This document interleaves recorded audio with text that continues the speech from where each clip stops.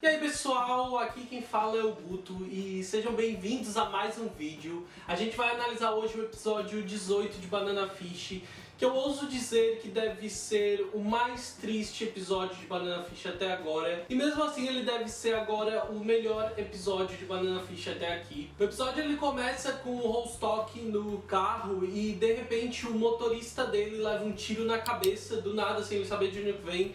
E ele acaba perdendo a direção e bate num caminhão que explode, matando o Coronel Rostock, que pra quem não sabe ou não lembra, é um daqueles que estava diretamente envolvido junto ao Kipard no projeto Banana Fish. Então a gente migra pro apartamento onde o Ash e o Wade estão escondidos, e aqui a gente tem algumas cenas muito divertidas que começam muito bem o episódio, que é o Wade tentando acordar o Ash, e tipo, ele carrega o Ash pra cima e pra baixo, ele faz café pro Ash, mas o Ash custa muito acordar e tipo, é muito divertido porque eles começam a debochar um do outro, tipo, fazer piadas um com o outro e deixa essas cenas muito boas, ela é muito gostosa de assistir, o que faz a gente começar bem um episódio que vai terminar muito pesado. Então nesse momento, quando eles estão tomando café, o Ash ainda vasculha o jornal por notícias da morte do Kipard, que aconteceu na noite anterior, quando ele visitou o Kipard no hotel. O Ash e o Wade recebem visita do Max e do Ibe, e o Ash então pede pra falar sós com o Max, e ele acaba levando o Max pro lugar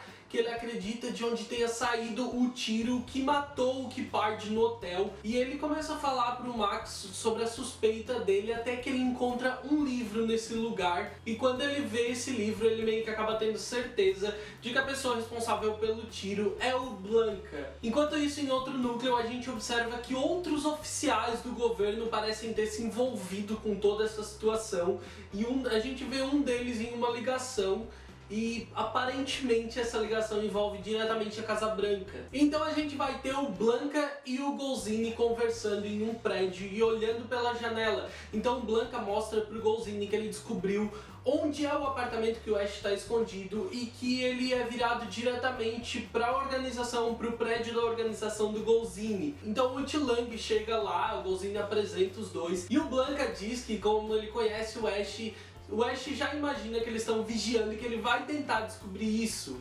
Já lá no apartamento, o Ash ele começa a fazer algumas deduções referente ao Blanca, então ele vai até a janela e escancara as cortinas, e quando ele faz isso, ele meio que se surpreende porque nada acontece, e conhecendo o Blanca, ele imaginou que o Blanca estaria ali pronto para atirar nele.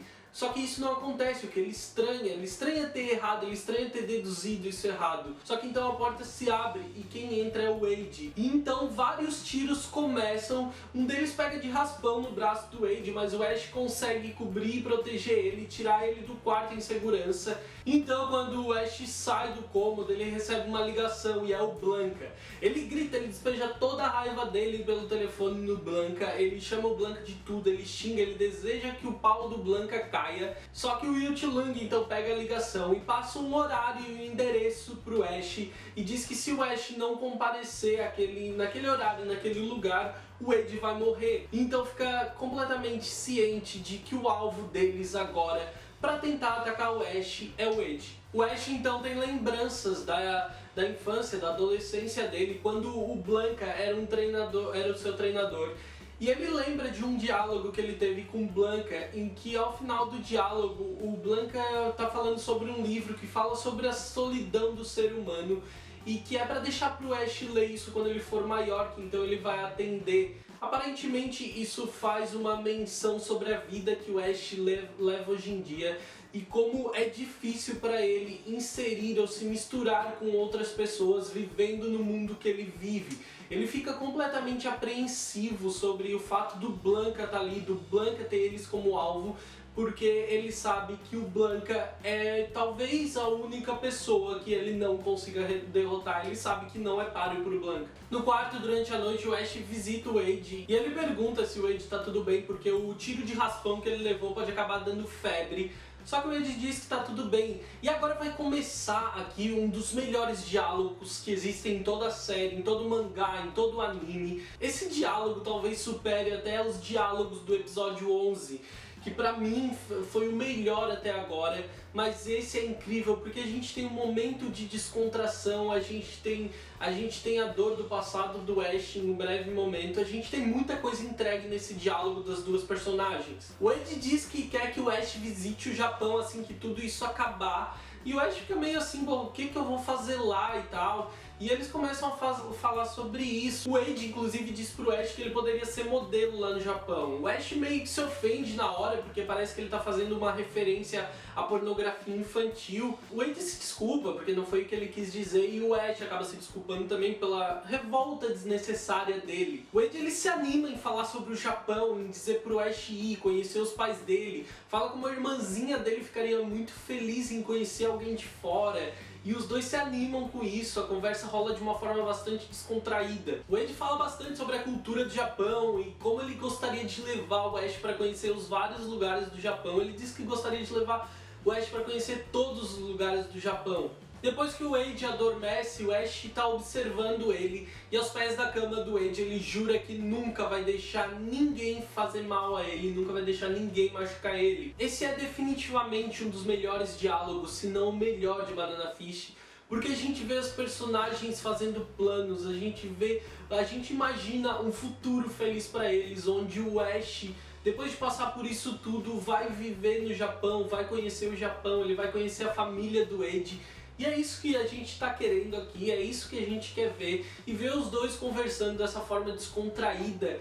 Talvez isso que faça esse diálogo superar aquele do episódio 11, porque aqui esse diálogo ele é feliz, eles estão fazendo planos, eles não estão apenas sofrendo pelo passado. Quando eles acordam, o Wade tá com febre e o Ash vai e visita ele, diz que não pode chamar um médico por motivos óbvios, então ele diz pro Wade que ele vai sair para encontrar o Max. O Ed na hora sabe que ele tá mentindo. O Ed sabe que quando ele fala de forma tão calma, ele tá mentindo. Só que o Ed resolve não questionar. Ele diz que ele sabe que isso é mentira e que tudo que ele pode fazer é confiar nas palavras do Ash. Então o Ed faz uma pequena prece, ele pede aos deuses. Se eu não me engano, no mangá a prece diz, tipo, Deus, se você realmente existe, mas aqui aparentemente é tipo, Deus, por favor, cuide do Ash, proteja o Ash.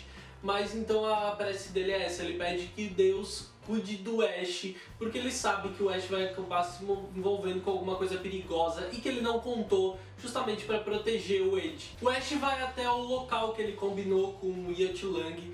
Chegando lá, ele não deixa que o Yatchlang enrole muito, ele tá muito irritado, ele quer saber logo o que eles querem. Então o Yatchlang passa como condição para ele que ele atire na própria cabeça. E aí então eles vão deixar o Wade em paz. O Ash pega a arma e atira na própria cabeça sem hesitar. Só que ela tá sem balas, ele inclusive começa a pedir balas pra ele atirar de uma vez e acabar com aquilo e deixar o Wade livre. Isso deixa o Yatchlang completamente espantado, ele não esperava aquilo. E ele fica inclusive muito irritado, porque ele não aceita que o Ash faça isso, ele se submeta a isso para proteger um rapaz como o Wade, ele não aceita isso. O Blanca diz que não adianta, que o Ash não entende o Yatchlang. Vocês têm noção do quão triste essa cena é? A gente pode achar que ela parece uma cena fofa porque o Ash está disposto a fazer isso para proteger o Wade.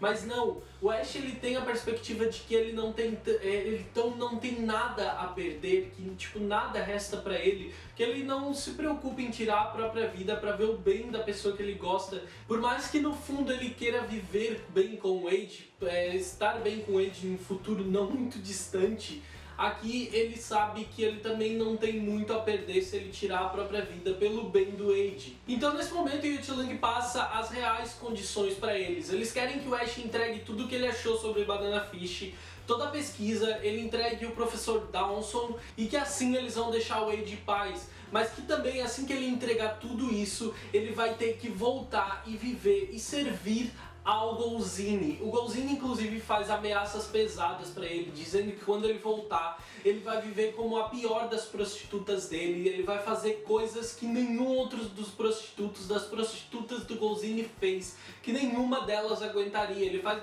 ameaças muito pesadas, inclusive isso é muito pesado, é bastante cruel as ameaças que ele faz ao Ash. Continuando essa tortura psicológica que eles fazem pra cima do Ash, o Yatchlang ainda diz pro Ash que tudo pelo que ele lutou agora vai ter sido em vão. A vingança pelo irmão dele, a verdade sobre Banana Fish, tudo que ele fez para proteger os amigos dele, tudo que ele fez para vingar o Shorter, todas as verdades, tudo vai se perder a partir do momento que isso acontecer, que o Wade vai pro Japão e dentro de algum tempo vai acabar esquecendo do Ash e que o Ash vai viver com o Golzini o resto da vida depois de perder tudo. O Ash concorda.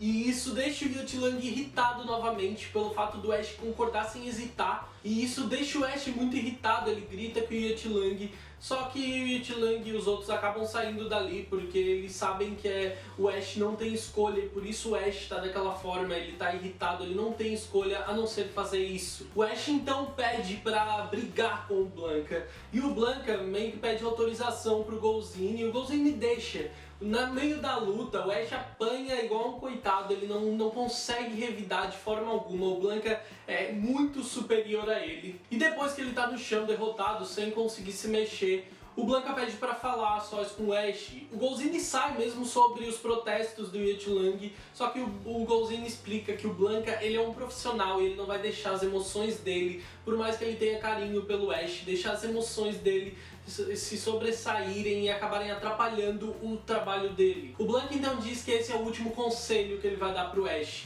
Ele fala pro Ash esquecer o Wade, largar tudo isso de mão e voltar a viver com o Golzini. Ele diz que ele sabe que o Golzini nunca faria nada do que ele prometeu, que todas as ameaças eram apenas da boca pra fora para assustar o Ash, porque ele não jogaria fora todo o trabalho que ele teve. Ele criou o Ash, ele lapidou o Ash durante todo esse tempo pro Ash substituir ele quando ele fosse mais velho. E o Golzini não tá disposto a jogar tudo fora assim, e é por isso que ele quer o Ash de volta.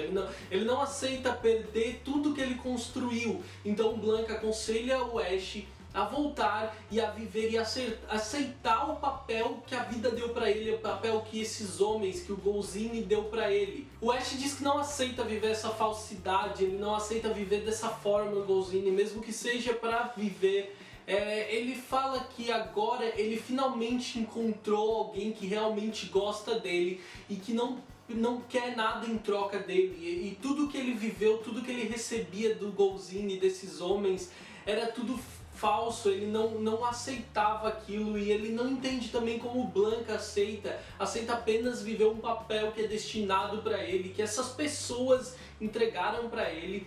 E o Ash sofre por isso. Inclusive, antes do Blanka sair, ele implora pro Blanka. É o olhar mais triste que eu já vi o Ash fazer. As expressões dele são de cortar o coração.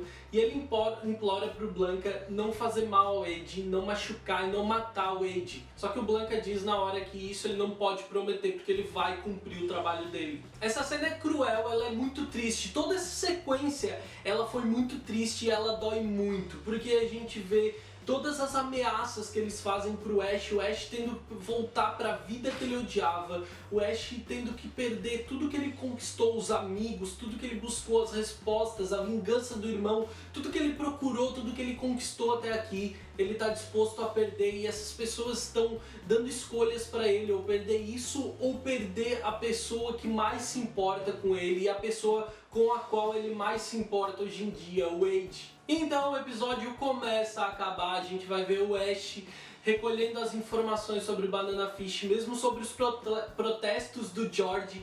O Max vê que alguma coisa muito séria está acontecendo e entrega sem hesitar. Ele procura os amigos dele e avisa que ele vai sumir durante um tempo. Inclusive nesse momento, quando ele fala com o Ibi, ele pede pro Ibi levar ele pro Japão quando isso tudo acabar. Ele diz que ele quer conhecer o país em que o Wade nasceu.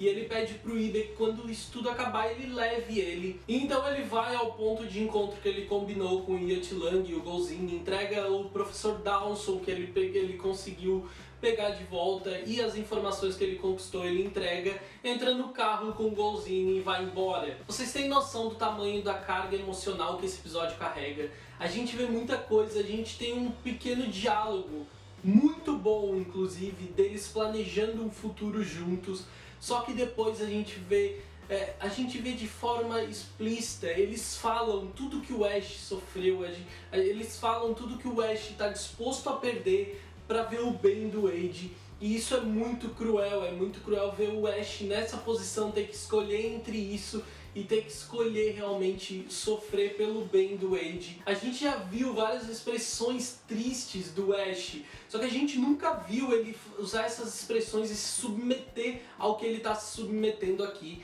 É realmente assim de partir o coração. Eu acho que ele tem, inclusive, esse episódio, diversos gatilhos que podem atrapalhar um pouco a diversão de algumas pessoas. Mas é um episódio triste e necessário e que pelo menos no meio ele tem uma das melhores cenas que a gente vai ver aqui. Uma cena que briga diretamente com aquela conversa do episódio 11, com aquele diálogo do episódio 11. Entre os melhores diálogos entre eles, inclusive eu acho que agora já tá na hora de eu fazer um novo vídeo de melhores diálogos, mas eu vou esperar acabar o anime e com certeza esse diálogo vai entrar. Então é isso, deixa aqui embaixo o que você achou desse episódio, como você tá se sentindo depois de assistir ele. Eu fiquei muito mal depois de assistir esse episódio, ele foi realmente um episódio de partir o coração. Por mais que a gente tenha tido outros momentos que foram de partir o coração, a gente teve a morte do Shorter, a gente teve a morte do pai do Ash, a gente teve muita coisa acontecendo. Esse foi de longe pra mim o episódio mais triste até agora, porque o Ash tá aceitando toda aquela crueldade pelo bem do Wade e ele realmente não tem escolha. Então eu espero que você tenha gostado do vídeo, não esquece o like que me ajuda bastante. Eu vejo você no próximo vídeo, um grande beijo, tchau, tchau!